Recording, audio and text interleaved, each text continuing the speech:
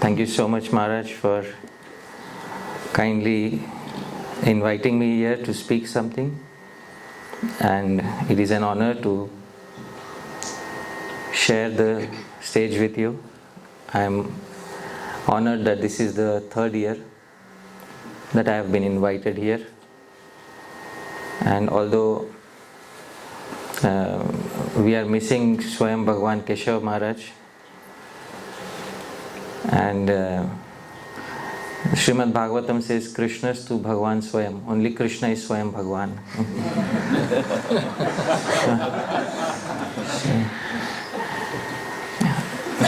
So one part of me feels that we are missing Swayam Bhagwan, this year. But missing someone is an essential part of appreciating them. And I guess our appreciation for Maharaj will increase because we will miss him this time. And maybe we can bribe him somehow next year. And whatever price needs to be paid. And I think the only price is Laulyam, And then I think we'll need to show more Laulyam than the UK devotees next.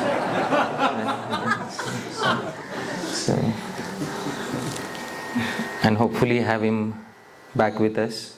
And next time he comes, we'll make him promise in front of the deities that he'll come every year.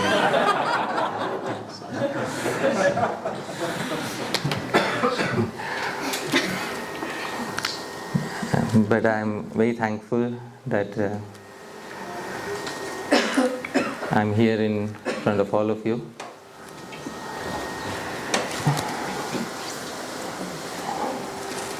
I'm very thankful also to Gaurahari Prabhu, who is assisted by his wonderful Sahadharmini, Vaijayanti Mataji. Sahadharmini, she who is equal in all acts of dharma, Vaijayanti Mataji. She is assisting him.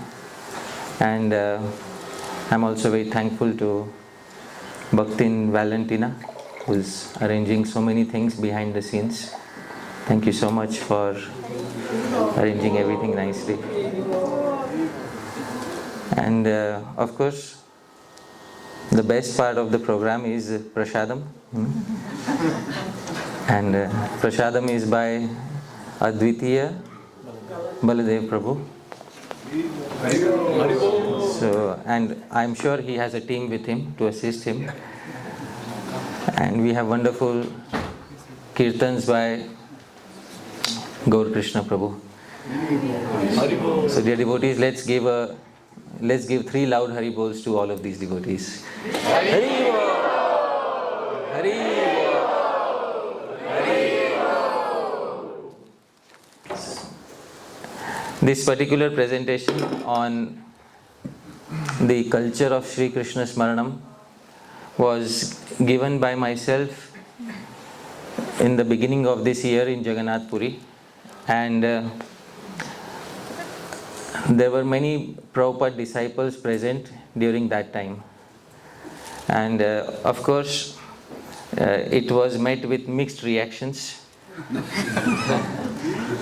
That's the sweetest way in which I can put it. So, and see, I'm a person who loves a good challenge. So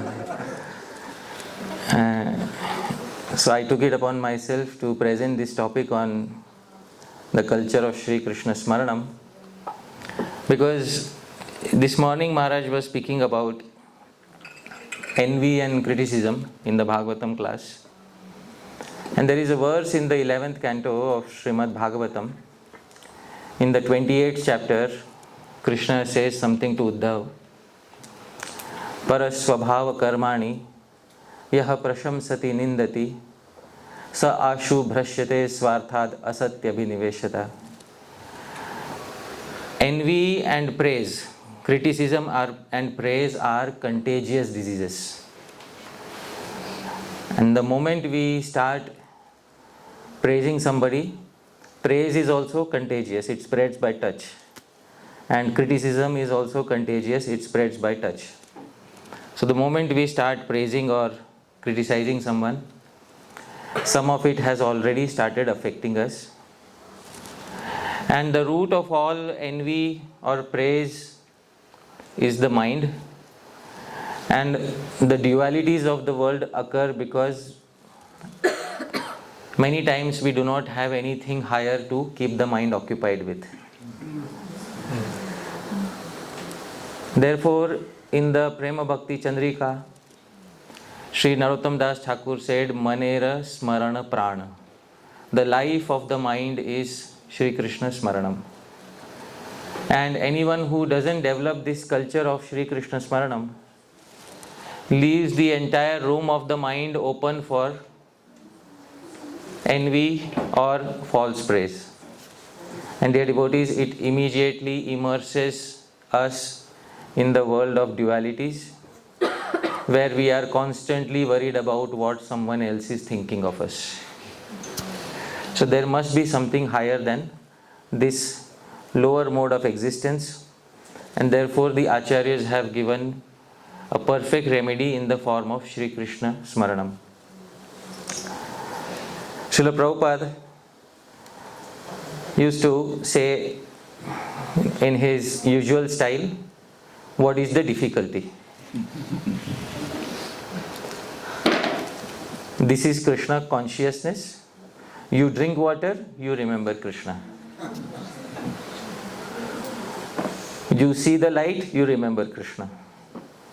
You see the flavor, aroma of a very nice flower, Punya Gandha, immediately remember Krishna. And then he says, practice this. It's very important because I love these small snippets which I can take out and highlight. Dear devotees, please repeat after me. Practice this.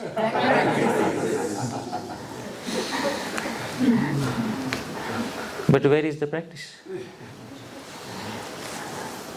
So we need to have a culture of practice of Śrī-Krishna-smaraṇam. And Srila Prabhupada says, it is not difficult. It is not difficult.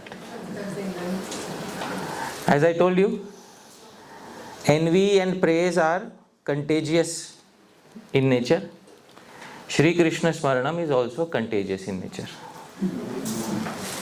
Once you get into the intoxication of Śrī-Krishna-smaraṇam, then life changes completely and you get transformed into a different person altogether. And it is only by this genuine transformation, and everyone around you will be able to see. You won't have to fake it in front of anyone.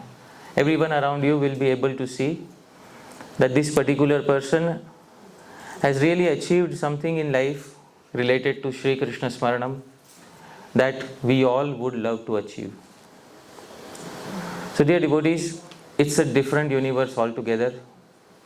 This universe is described as Dukkhalayam Ashashvatam, whereas the universe of Śrī-Krishna-smaraṇam is Sukhalayam Shashvatam. It is the complete opposite of this universe. So basically, we have to transport ourselves into another universe. And therefore, I am so happy that I am in front of all of you, because I have great hope invested in all of you. A speaker comes and sits on the stage because they have some hope invested with the audience. Otherwise, they wouldn't come and sit on the stage. And I have some hope invested with all of you, that all of you will be able to not only appreciate the message of Śrī-Krishna-smaraṇam, but also personally relish some of it. There is a very nice verse for such high-class audience as all of you. And dear devotees, it is only the Vaishnavas who are a high-class audience, like-minded Vaishnavas, because this audience is like no other audience in the entire world. There is no other place in the world where I can go and speak this except for in an assembly of like-minded Vaishnavas. So all of you, dear devotees, are glorified in various verses in Shastra. This is a wonderful verse which highlights the importance of having like-minded audience such as all of you. This verse is in the meter Shardul Vikriditam, same as Shad Goswami Ashtakam. Dear devotees, can we sing together? Alright, let's sing together. Pratah Pankaja Kudmala Dyuti Padam Tat Kesharollasavan Arthobhyantara Saurabha Pratinibham Vyangyam Chamatkariya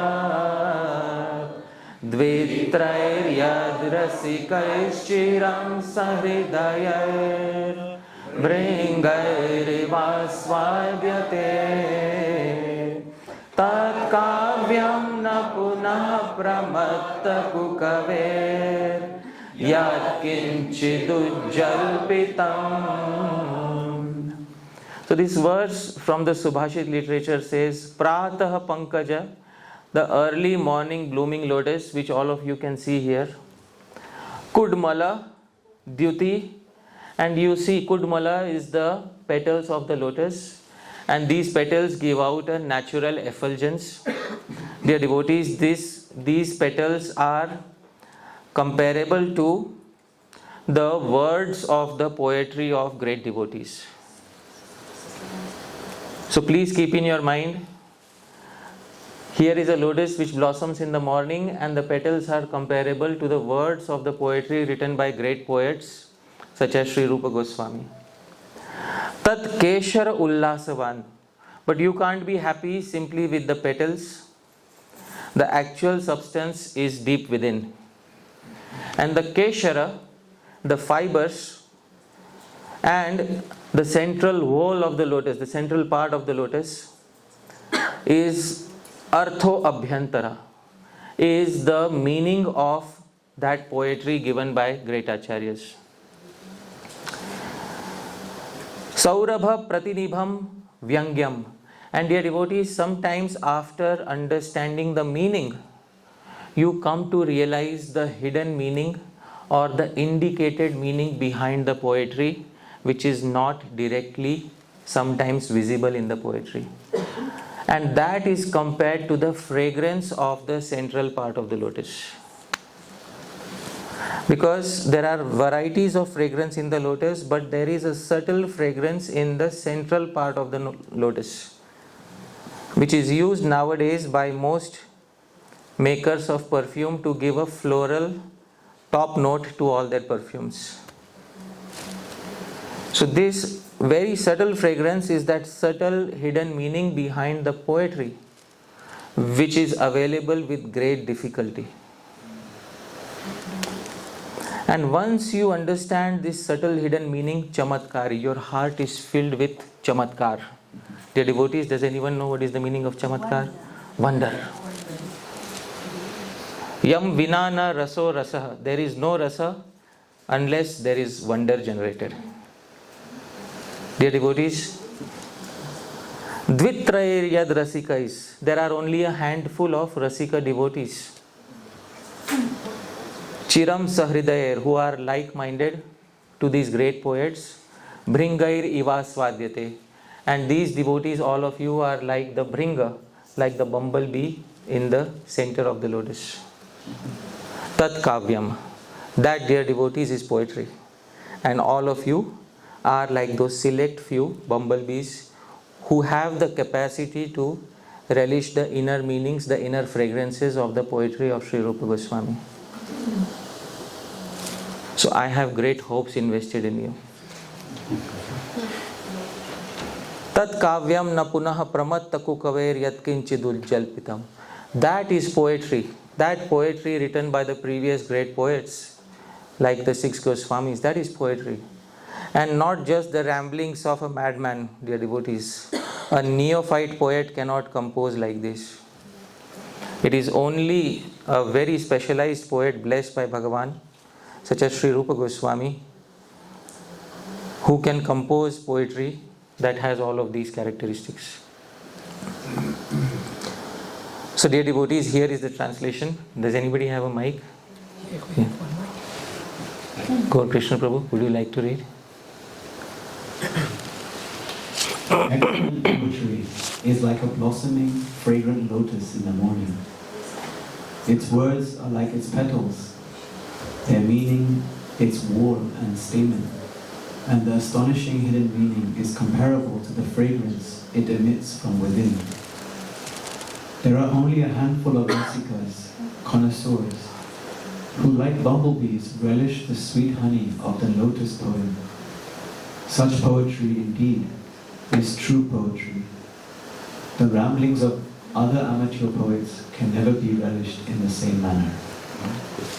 So dear devotees, I'd like to invite all of you to relish some of this poetry that has been written by the previous acharyas. Because everything in the sampradaya is poetry. The first book that Srila Prabhupada recommended everybody should read is Bhagavad Gita. And what does Gita mean? Song. It is poetry. And then comes Srimad Bhagavatam, which is poetry. And then comes Chaitanya Charitamrita, which is poetry. There is no escaping poetry in the Gaudiya Vaishnava Sampradaya.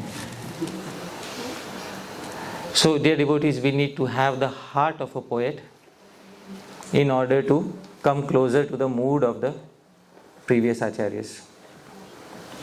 And I'd like to ask a few questions. Please answer in yes or no. Did Sri Chaitanya Mahaprabhu compose poetry? Yes. Yes. His disciple Sri Rupa Goswami? Yes. His nephew Sri Jiva Goswami? Yes. His disciple Sri Narottam Das Thakur? Yes. Sri Vishwanath Chakravarti? Yes. Sri Baldev Vidyabhushan? Yes. Sri Bhakti Vinod Thakur? Yes. Srila Bhakti Siddhanta Saraswati Thakur? Yes. Srila Prabhupada? Yes. All of us?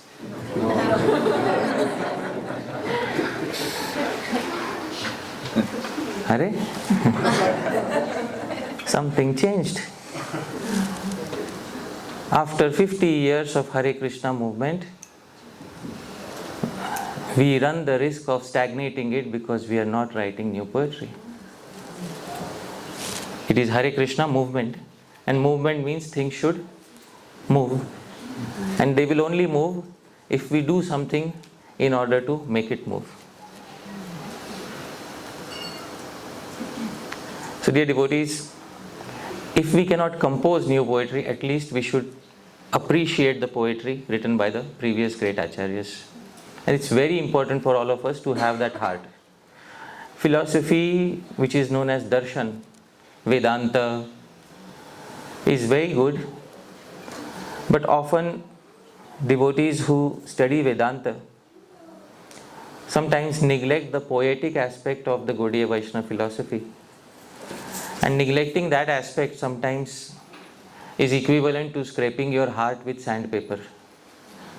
The material world already does that. It scrapes your heart with a sandpaper. And if we don't soften our heart through this poetry, it becomes very difficult for us to experience those emotions that the previous acharyas wanted us to experience. So this, dear devotees, the petals are the words, the whole is the meaning, and the hidden meaning is the fragrance, and all of you, dear devotees, are rasikas. Welcome, dear devotees. I am very happy to have all of you here.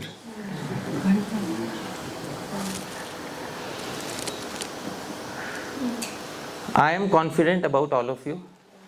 My only doubt is when I look in the mirror. That is when I have doubts. So all of you are qualified, very well qualified.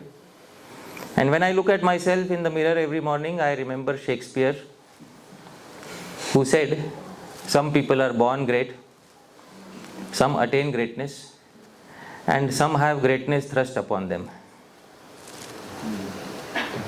So there are some individuals like Srila Prabhupada who are born great because the astrologer predicted by the end of his life 108 temples will be built. Greatness by birth. Then there are some individuals like Maharaj, all of you who came in contact with Maharaj came in contact with Srila Prabhupada, and Maharaj is not only born great but also has attained greatness because of his association with Srila Prabhupada.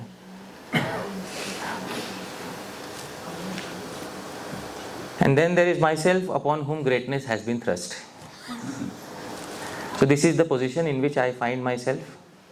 So you will find that the speaker is very pretentious, dear devotees. Here is a freshly composed verse which describes the speaker. Please repeat after me.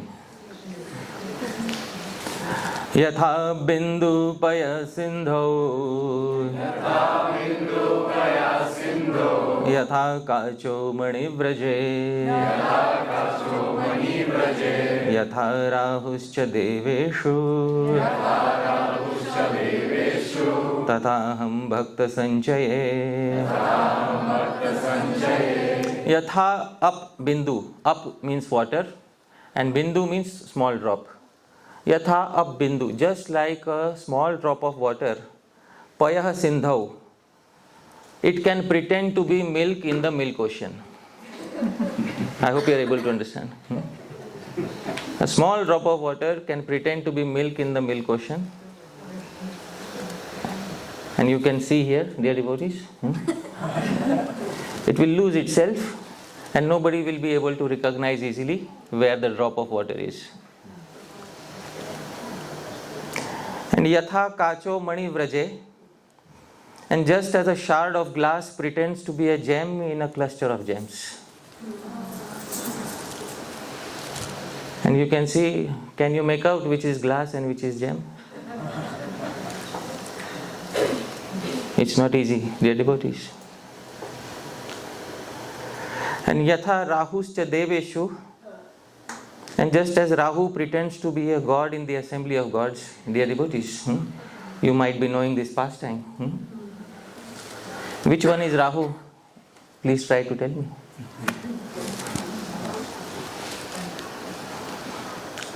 Tataham bhakta sanchaye. Similarly, I am amongst all of you, dear devotees. This is my position here, that I can pretend to lose myself and feel like a devotee amongst all of you wonderful devotees.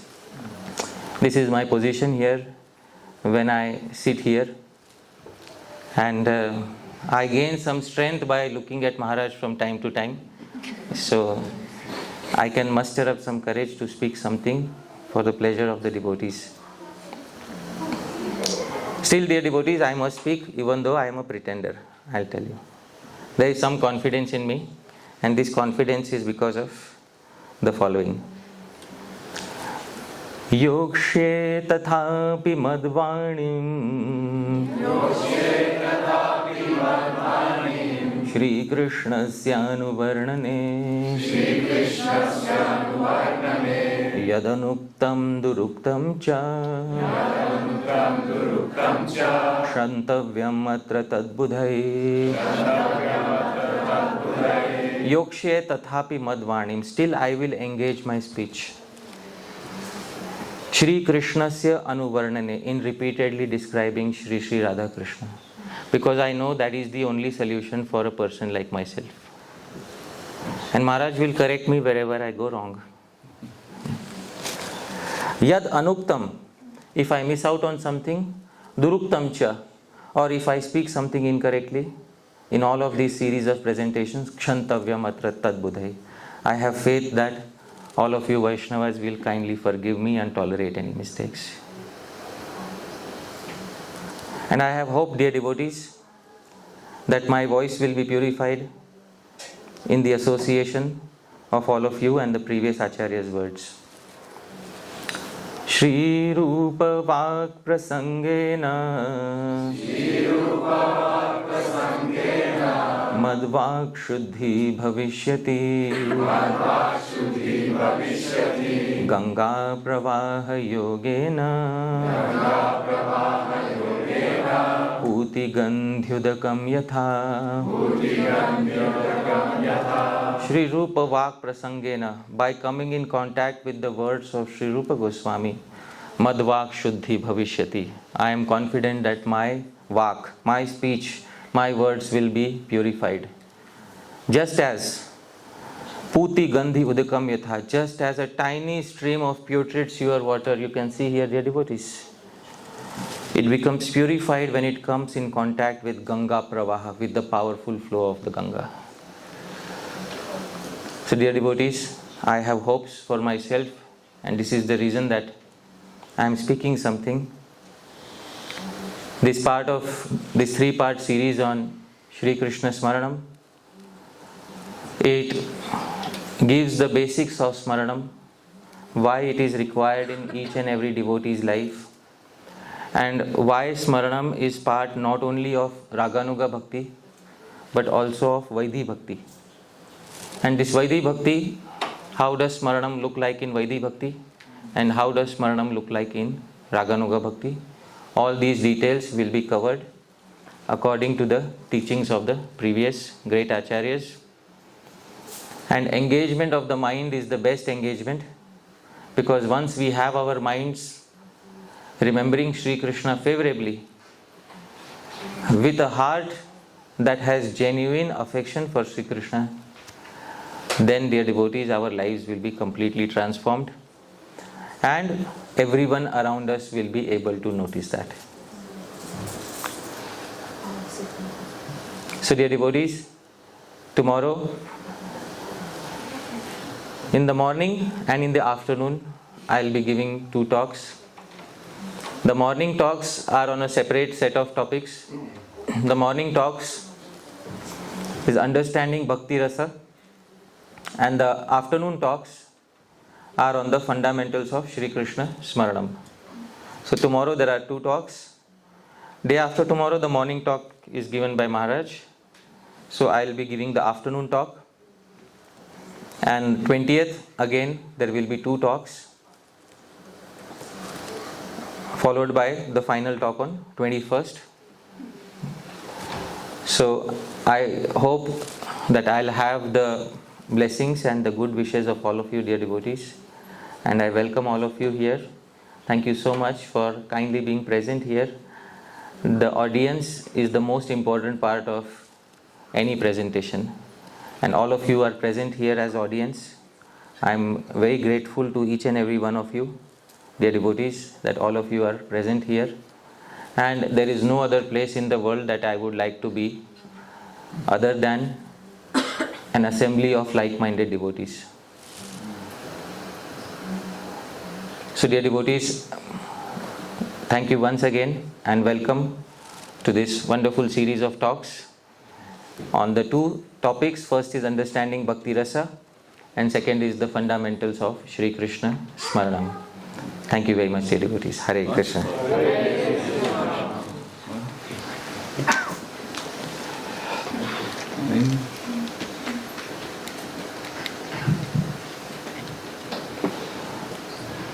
What do you all think? The evening is so early, so young. Maybe we do a mix.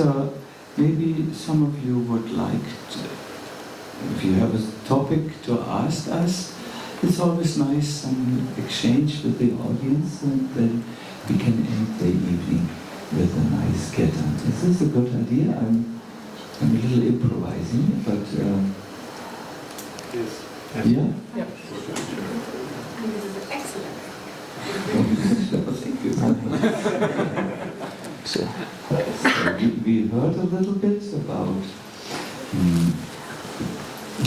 the spirit of this festival, and our Hari Parshad introduced this subject. I must say I'm personally very curious on this Krishna-smaraṇam.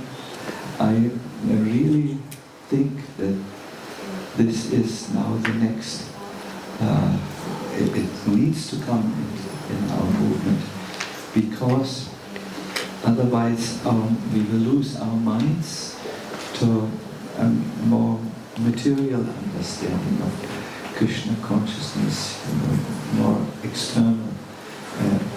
The life of the mind is really small. the mind is only a life in the life of a devotee, if he remembers or she remembers regularly Krishna. And if the mind is not alive, all these things which are there in our heart, they will come and bite the mind and eat the mind. Lust, greed, anger. I always tell the devotees of an experience I had when I was in Allahabad. We had reached Allahabad with our Nitago World Traveling Sankirtan Party, and I was so tired I said, can I please have an afternoon where I just sleep in the shade of some tree? And what could everyone say? I went to a tree, and then I woke up after a few hours. The sun was burning on my skin, but that was not the greatest disturbance. A much greater disturbance were the hyenas and the wolves and the vultures who thought, oh, white flesh, and who were hopping close by and,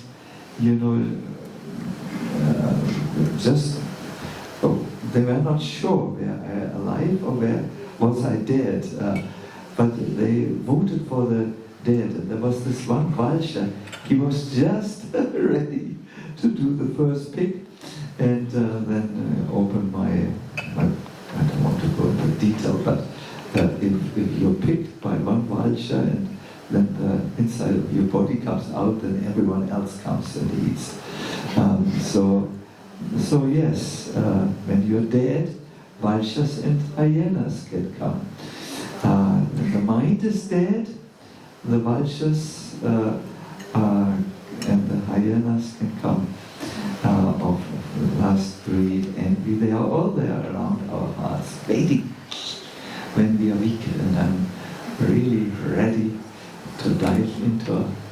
Yes, I think this needs to be propagated in our movement. And I'm very interested that you have said it's both in Vaidhi Bhakti and in Raganuga Bhakti there. I personally also think like this. Prabhupada would, in the quote for instance, he would say, yes, so Hare Krishna. So, yeah, anyone has a question, a thought? Yeah. Yes, Jai Jagannath. Have you come just now from Vrindavan, Jai Jagannath? Or from where are you? I came about a week and a half ago. Oh, good. Then you're not jet-lagged and can listen. Yes. I was curious about why the presentation of Smarana was met with mixed feelings. Specifically because, as you just mentioned, remember Prabhu Goswami describes the essence of following the vidis and Vaidhi Bhakti. He says, Smarta Visitatam Vishnu, Smarta Vinajatuchit.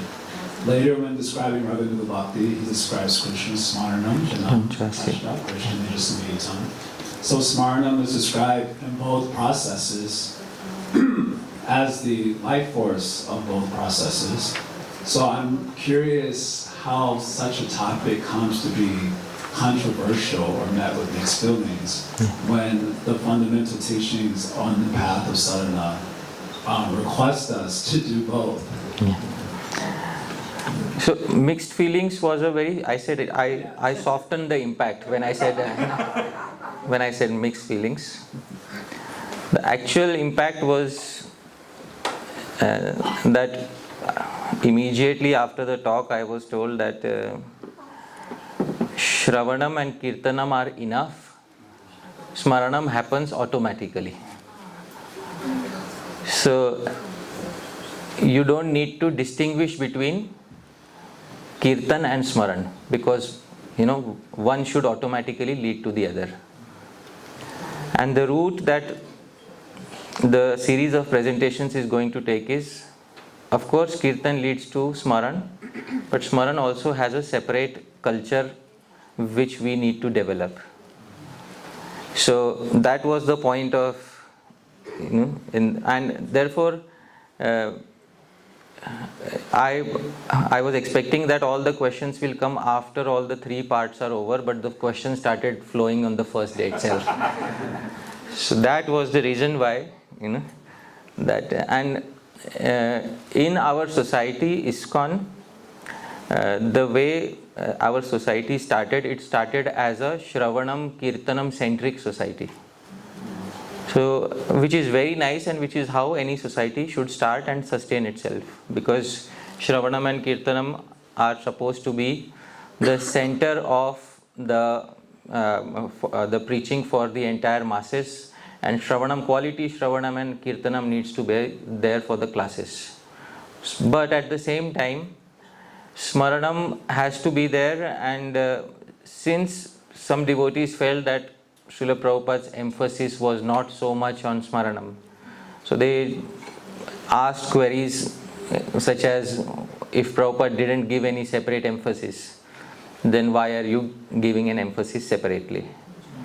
Which I had to tackle on the second and the third day. So I was expecting that the devotees will wait till the third day, but the questions came flying on the first day itself. And I'm happy, because it's only after a struggle that there is some meaning to improvement. If the society progresses without struggle, then there is no meaning to that progress.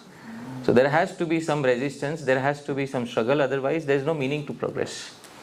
And this is also true for relationships. So that there is no meaning to progress unless there is some struggle. And a society which struggles and then is able to overcome some of its struggles and then reach another level of progress and internalize it, I believe that such internalized progress will last for a very, very long time, rather than having progress spoon-fed on the first generation. So instead of having all the progress spoon-fed in the first generation, it is very important that the society goes through some internal struggles and then comes to the next stage of understanding, where Smaranam is also given its due importance within important sections of the society. And therefore, for this reason, our society ISKCON is, I believe it is, it has great potential, because we have not only Srila Prabhupada told us about Smaranam, but there is also quite a lot which the previous acharyas have said which can be further explored. So all of those things make this particular topic not only refreshingly challenging for myself, and I love a good challenge. I love the question and answers. So I was very happy to answer all the queries. But on the second and third day especially, we went deeper into the Sandarbhas, and we saw, because one of the prominent doubts was, how do you know if it is Smaranam and not your imagination? So we'll tackle this from Shastra this time. How do you know it is not your imagination? So we will see all of that from the authentic writings of Sri Jiva Goswami, and we will introduce a new term which will make devotees understand, because all devotees have different impressions of Sri Krishna, and we are thinking that unless all of them have that same impression of Sri Krishna, it cannot be called genuine Smaranam. So what is genuine Smaranam, and how is it distinct from imagination? All of those were challenges, and I had only 3 days to resolve all of it. So that is what happened. We will hear some of it also in your presentation. Yeah, and you can pose any challenge. See, dear devotees, that freedom is there. Please feel free to pose any challenge, because a good challenge means we have a good discussion, and a good discussion means we learn something new. So I'll be very happy to take queries on that, because I believe that I have tackled most of the difficult questions already, but I'm always waiting for a new question which can unsettle me. So I hope that answers your query to some degree of satisfaction. Yes, yeah. And then we'll come to you. Thank you. Yes. Hare Krishna. I thank both Maharaj and Parshad Prabhu for being here, and you're definitely increasing the fire of our eagerness just by seeing what you're going to talk about. My question is, how do we make what you're going to hear, so the process of Shravanam, move from the intellect and the mind to the heart? How do we make it move from the mind to the heart? Therefore, the other set of presentation is on understanding Bhakti Ras, because actually speaking, to feel something in the heart is what you technically call Bhava, and in the advanced stages it is known as Rasa. And Bhava or Rasa it's not a mechanical thing. Rasa is a living thing, and so is Bhava. So it can only come from one living source to another living source. And therefore it is very important to preserve the culture of speaking live. So that, maybe in some of the speaker, maybe Maharaj is speaking something, and then you suddenly feel that something from his heart has jumped into your heart. That is when you come to know that it's no longer just an intellectual exercise of the mind. It has connected with your heart, but it only happens when you're in contact with a person who has that requisite emotions. In the Srimad Bhagavatam, there is a very nice statement which is said, and I'll show this. In 1074-46, please repeat after me, dear devotees. Bhavo hi bhava karanam. Bhava, the mood that a particular individual has, bhava karanam, it gives the effect. So the mood with which a speaker sits and speaks, that mood is given to the audience. And if the speaker doesn't have that required mood, then they cannot give it to the audience, because there is no faking of mood here. There are some speakers who may do fireworks. You know what is fireworks? Fireworks means voice modulation. They are speaking suddenly and then Hare Krishna. So this, dear devotees, is what you call fireworks. So fireworks it looks good in the immediate run, but the after effects are not there. So voice modulation, or the 7 effective habits of good speakers, these are all good, dear devotees, and they are needed from time to time.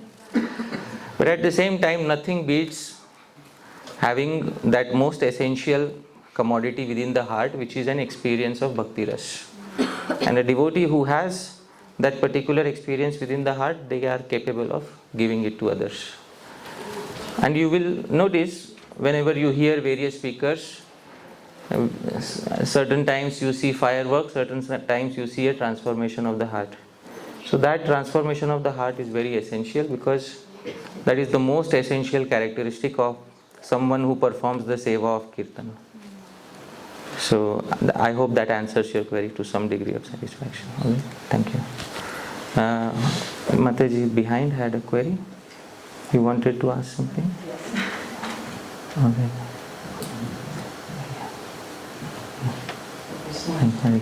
Thank you so much for coming and sharing your time and wisdom. I'm a newer devotee, so my question might be a little more simple. Can you hear me? Yeah. So this was just about, you had mentioned earlier about Abentheuer praise. And also last year you spoke about devotees glorifying devotees and glorification. And I just was a little bit curious about the distinction. I know I've also heard in other talks about praise as a way of, I don't know if purifying is the right word, but kind of, let's say, purifying this emotion of envy in order to I guess maybe not get caught up in this kind of world of negative emotions about envy, and instead uplifting or upriding another person. So I was just wondering what the distinction between praise and glorification. Yeah. So the distinction between praise and glorification is that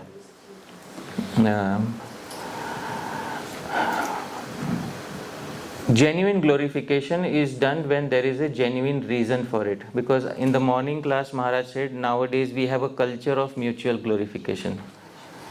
Which means that although there is no sufficient reason for such glorification, people just start glorifying nonetheless. And that sort of a glorification turns artificial after some time. It starts affecting our consciousness because we start feeling the world is all very good. And that is also a sort of a duality, because actually the world is not good. The world is not actually good. It doesn't suddenly become good if you start praising other people.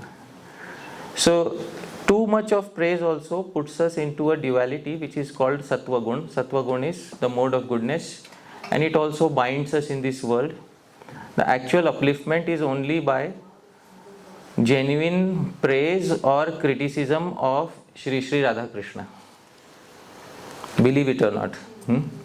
Praise the pastimes of Śrī Radha Krishna, and whenever Srimati Radharani criticizes Śrī Krishna, listen to that also. So adopt the praise and criticism of the spiritual world, and that you will find most uplifting. But praise in the material world should be genuine, and criticism also should be genuine. But we should be more careful with criticism, because criticism has an immediate tendency of being a contagious disease which can make us fall. And praise can also make us fall in the longer run. So genuine praise is always appreciated. Genuine criticism, when done privately, is also appreciated. But artificial praise and artificial criticism, they lead to distraction in the world. So that is what I'd like to say. I hope that answers your query to some degree. Yeah? Thank you. Can I have Sure. Just in the context of raising children and this sort of idea, I guess maybe more modern, that like we can guide them towards good behavior by praising the good behavior and not really acknowledging the bad behavior, is that having a slippery slope of Yeah. Because the previous Shastra says, in the Mimamsa Sutras, Jaimini says, Nahi ninda nindyam ninditum pravartate, apitu tad viparitasya prashamsitum. Criticism is employed not for degrading a particular entity, it is employed to emphasize the value of the opposite. So it's a very important principle in Mimamsa, that when Shastra criticizes something, when scriptures criticize something, Shastras do not have rag, dvesh, personal attachment or repulsion that they are criticizing something. In the Srimad Bhagavatam, the Grihastha Ashram, household life, is critiqued many times in the Srimad Bhagavatam. It is not because Sri Shukdev Goswami has personal vendetta against the Grihastha Ashram. So the reason is so that the opposite of it can be glorified. So both techniques need to be employed from time to time, which is called Anvay and Vyatirek. Anvay means positive reinforcement, Vyatirek means negative reinforcement. And only when there is a healthy dose of both of them can a particular person understand what should be done, what should not be done. So that is the traditional way of teaching, and that is what has worked for thousands of years. So I suggest not changing any of it, because we don't simply want to have one way where we are just giving the positive reinforcements and then the child doesn't understand what are the negative consequences of doing certain things in the world.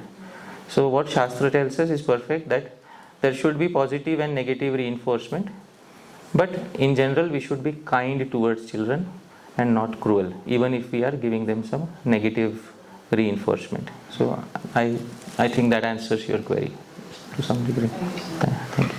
Maharaj, would you like to say something, please?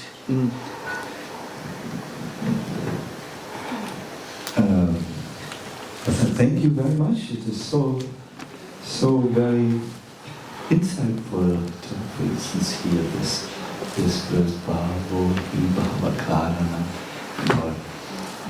I just wanted to say something which was there in one of the queries. I do not remember who. One of you asked, how can we ensure that what we hear, what is theoretically understood, it comes into a realized form into our heart. And When that query came, Parshad gave a wonderful answer, and I remembered reading Jiva Goswami's Bhakti Sandarbha on that. He says what needs to be done so that Smaranam is continuously there in the heart. And I believe his answer to this question, what is to be done so that we always remember, will help these things which he says, will help us to not just have a theoretical understanding, something here which we will soon forget, but we will remember it. And this is what he says. Are you interested to hear? Yes. I think it is good also for our retreat, for what we want to do here. The heart becomes pure by surrender, by service to the devotees who embody truth, and by hearing, singing the names, forms, attributes, and pastimes of the Lord, and then one can perform smaranam or remembering of the Lord always. So I always think that the culture of bhakti, when we want to cultivate bhakti, entails a whole process where body, mind, and heart becomes purified, and then someone who does this, who works, so to say, on multi-levels, he will have a wonderful result. And here it is very practical. Surrender, do something which you only do for the pleasure of the Lord. And serve the devotees who embody truth. And also take part in the hearing and singing the names, forms, attributes, and pastimes. And then this constant remembrance in the heart, where you don't forget Krishna, and will be it will grow from there, or at least it will be supported. If you want to plant a seed into the ground, you must have a good ground, you must water it, you must protect it. So in the same way, these three things, surrender, service to the devotees, hearing and singing, will help us to do this, this smarana, or remembering Krishna always and not forgetting him. This is from Bhakti Sandarbha, Anucheta 275. Yes, I'm not so good with numbers. I have to. Yes. Krishna, Krishna. And yeah, what I would love to just also say to all of you, my dear devotees, this is a great chance to cure your split heart, so that you can more and more desire Krishna. And this hearing is very nice, feeling very satisfied already.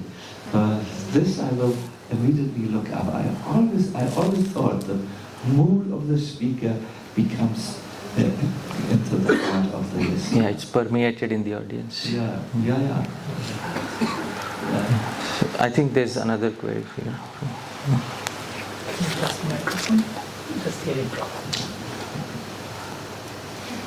Krishna Maharaj, you just referred to the idea of a split heart and how we can cultivate the desire to hear about Krishna. What recommendation do you have for that person whose mind, you understand, or we've heard from both of you how Krishna's and all the topics related to Krishna are of a higher taste. But if our mind is not really interested in changing what its current tastes are, what recommendation is there for someone with that problem? Go on a listening marathon, really. I don't know from where I heard this, what was the reference to the scriptures, but it was a nice speaker, I can show you, this is ideal. You know, when a person comes and hears Krishna consciousness, he goes up to a certain degree and then he closes. Okay, not further. And now I have my own private life. Now, and he closes his heart like this. Right? Nothing goes any longer in there. He has his own plans, his own desire. And this comes when you do a little hearing. But when you do a lot of hearing, then the closed heart, or it becomes moved up. You know, the example is there. When the monsoon comes and there is a pot like this, the monsoon comes, monsoon, a little bit more monsoon, and then it starts to, you know, when it really comes down. I've seen in Mumbai when the monsoon comes down, and then the pot which is closed, which has this position, it is tilted and put like this. So a lot of hearing, a lot of kirtan is, you could call the therapy for the unwilling soul. It will turn you in the whose intelligence has become viparya smriti, has turned upside down. It will turn the mind in the right position, and then you become greedy to hear more and more. You have to come to the like a beggar who goes to rich householders to get his chapatis and so on. You have to come to the assembly of devotees, and there you will beg for some Krishna nectar, and you will see how your heart, which is turned away from Krishna, at least after some time or at times, it will turn in the desired direction. I think hearing is for many of us a therapy. Something that cures the diseased heart and makes it soft and ready to hear more and more. Like Prabhupada said, from chanting, it becomes more chanting. He was once asked what's the result of chanting. He said, more chanting. He said, he gave another example in Stockholm. In Stockholm we had at the programs a few drunkards, and Prabhupada then asked us, how do you become a drunkard? And we were always a little bit shy when Prabhupada asked this, because what's the taste of LSD? No one wanted to speak, because we all knew this, but we didn't want to give away our profound knowledge of these things. We were silent. So when Prabhupada asked, how do you become a drunkard? Do you know? We didn't know where this discussion is going. Maybe we get the source at the end. Then Prabhupada gave the answer. You have to associate with drunkards, and then you develop this taste. So this hearing, my dear devotees, in a positive way, is creating eagerness. It washes the contaminated heart from its unwillingness. It turns the heart towards Krishna.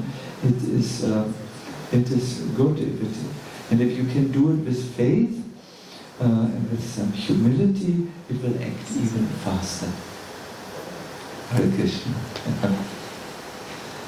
Gora Hari is looking at the wristwatch. Should we maybe, because we cannot let Hari Parshad go so easily, ask the one or two questions to Hari Parshad, please?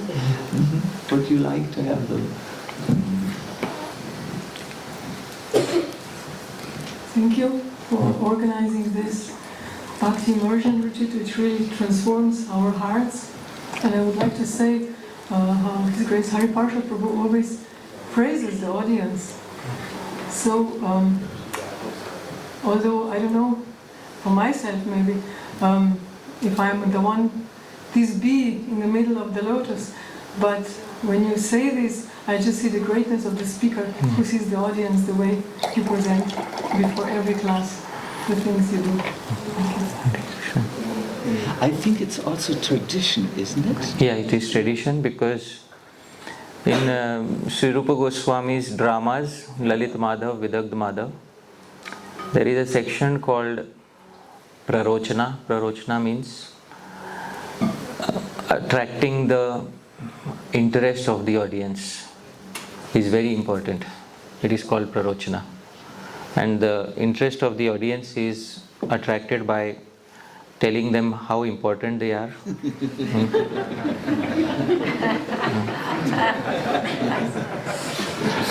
It is a part of but it is also Shishtachar. Shishtachar means the part of good behavior followed by the sadhus of the past. So not only to make sure that the audience is aligned with us in heart, but also as a cultural traditional practice. And when Sri Rupa Goswami writes his glorifications of his audience, he is very genuine. He really means it when he writes. And he also expects that those who follow in his tradition should also be likewise genuine. And like I said, bhavo hi bhava karanam. So I genuinely feel that there are devotees here who are capable of experiencing that. And just by projecting that feeling, Bhagwan may manifest that capability within the audience. We don't know. So I have great hopes that it will happen. And I'm sure that there are many devotees like that in the audience.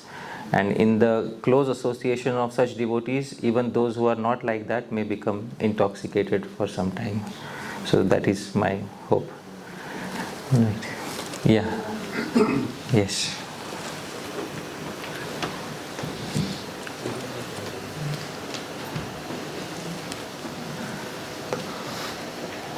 Hare Krishna. How to get or attain this Nishchal Bhakti or Nishchal Prem Bhakti? Like Sudama was doing Bhakti for Krishna. It was without any desire and without anything, although his condition was not so great.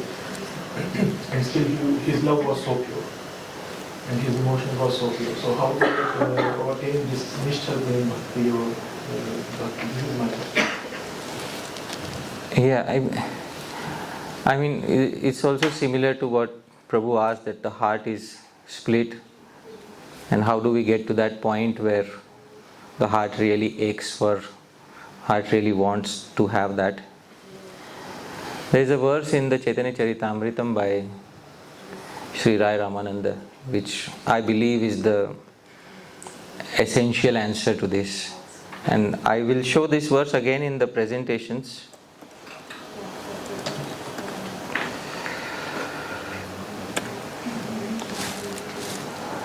Can you sing after me, dear devotees? Yes. This verse is in the meter Vasanta Tilakam. Nanopachara krita pujana marta bandho. Nanopachara krita pujana marta bandho. Nanopachara krita pujana marta bandho.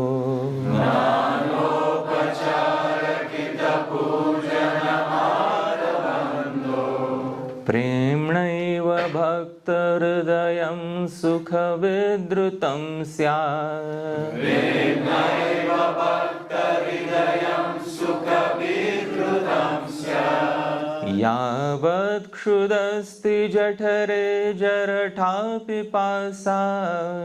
Yavat kshudasti jathare jaratha pipasa. Tavat sukhaya bhavato nanu bhakshyape. Tavat sukhaya bhavato nanu bhakshyape. So the verse says, where Sri Rai Ramananda is saying, Nana upachara krita pujanam. You may think, I wish to attain Krishna Prema, I wish to attain Krishna Prema, and you may try various techniques to attain Krishna Prema. But actually speaking, Artha Bandho, Bhagwan Śrī Krishna is pleased Premānanda Bhakta Hridayam Sukha Vedrutam Sya. Only when it's not something you attain as a consequence of something, you cannot fix a formula for attaining prema. You cannot put it in a single formula that this is the formula through which prema will be attained. Prema is the salt that gives taste to all the activities of devotional service. And if prema is not present, then you can have many preparations, Shravanam, Kirtanam, Smaranam. But because the salt of prema, affection is not there, Bhagwan won't find it tasteful and we ourselves won't find it tasteful. So how do you attain prema? Prema is not a commodity to be purchased from the superstore that you went and you got something and now you have prema, you added it to your life. Either you have it or you don't have it. I'm sorry to... Solving this one query will be the biggest challenge of your devotional life. And the reason why it is not behind fixed formulae is because it requires the devotee to put in their genuine heart into the entire process. Your question, in the material world, let's say somebody asks you, how do I fall in love with a girl? I'm just being very honest, how do I fall in love with a girl? And you can't give him a fixed formula that this is what you do to fall in love with a girl. You have to really look inside and see what is my own nature, what attracts me to other people, and then pray to Bhagavan, and then one fine day Bhagavan may send somebody to whom you find first attraction.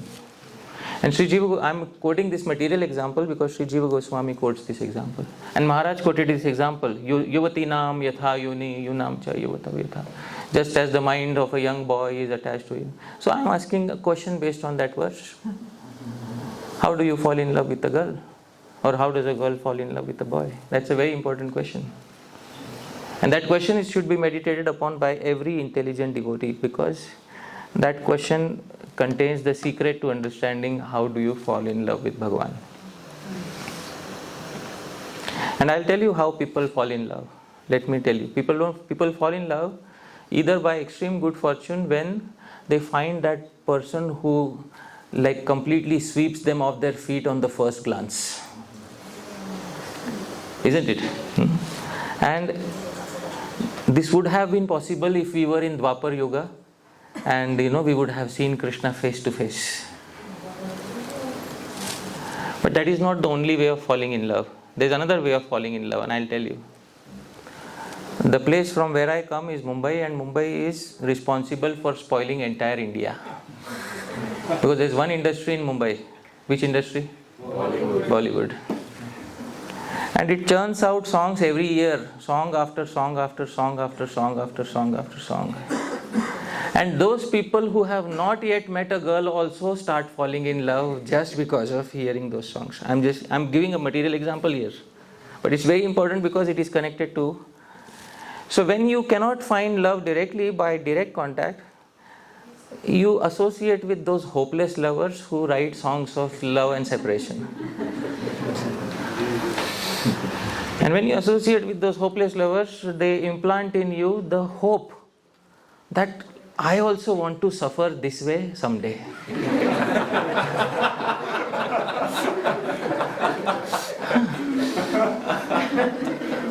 I wish to suffer like this someday. Like he is crying for that girl and you're running behind. I also wish I could live like this. So these hopeless romantics are responsible for spoiling entire India. And dear Prabhu, in the devotional field also, you have many hopeless romantics roaming around. And you just associate with a few of them. Believe me, they'll plant in your heart that particular taste that I want to suffer like this. And that suffering is the highest enjoyment of the human form of life. Take it from me on a stamp paper. Suffering from Krishna is the highest form of enjoyment that a human being can have. But it is only for somebody who has experienced it. It's not for somebody who has not experienced it. And I'd like to say one thing. Krishna is perfect in Mathura, perfect in Dwaraka, more perfect in Mathura, and most perfect in Vrindavan. But recently I have come across a realization which I put in my own words. Krishna is imperfect in Dwaraka, more imperfect in Mathura, and most imperfect in Vrindavan.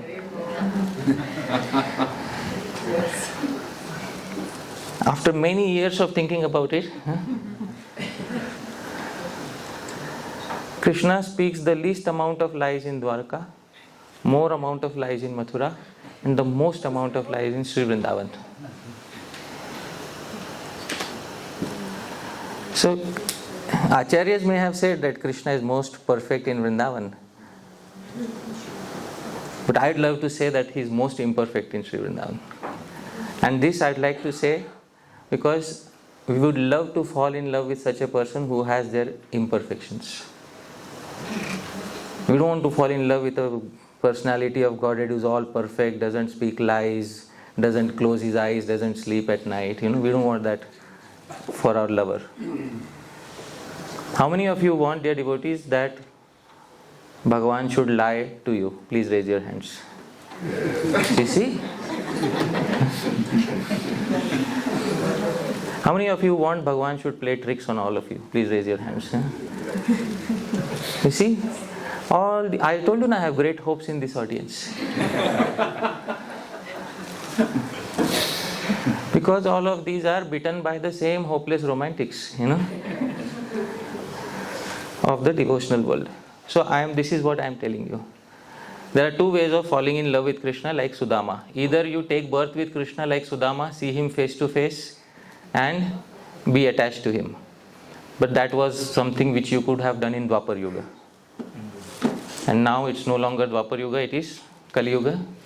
So find a hopeless romantic who is singing the songs of separation from Sri Krishna, or who is singing songs of union with Sri Krishna, who aligns with the mood that you are aspiring for.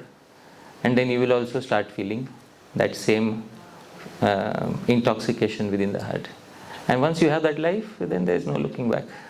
Right? That I think is, This is also our Srila Prabhupada. He gave the definition of Krishna consciousness. Yeah. And this is exactly the Krishna consciousness definition. Krishna Bhakti Rasa Bhakti Tamati. Yeah. In the Patyavali, Srila Rupa Goswami Pad has presented that, and Srila Prabhupada refers to that in Sitani Charitamrita. Yeah. But this is the meaning when I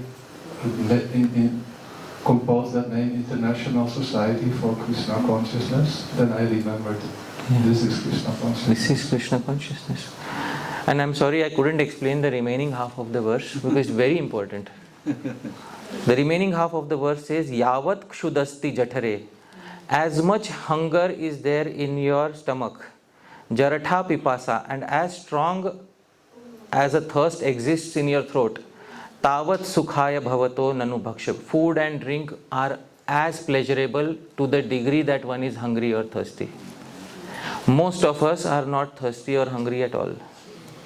Because why? Is satiated with material life. A little bit is Krishna consciousness on the weekend is okay. Don't overdose on it. That mindset prevents us from overdosing on it. What is required really is a mighty overdose. Shri Radha Madan Mohan Ji ki Jai. Shri Gaur Nitai ki Jai. Shri Prabhupada ki Jai. So what is required is a big overdose on this. You can't become a hopeless romantic in 1 or 2 days.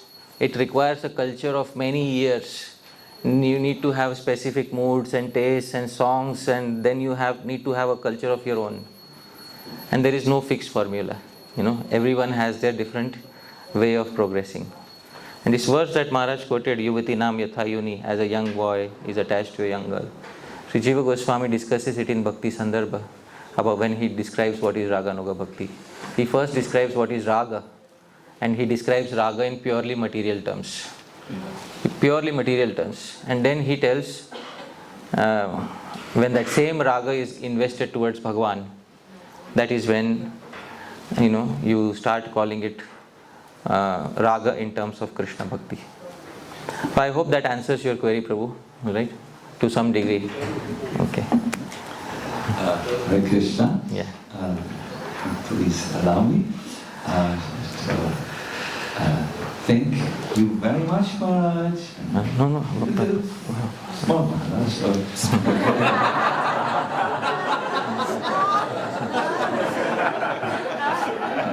I didn't mean to. I'm a little jet lagged, so please forgive me. Yes, thank you all very much for attending this session. I feel in the interest of arriving, you might go and arrange your rooms and settle in. It is perhaps good to end our program here.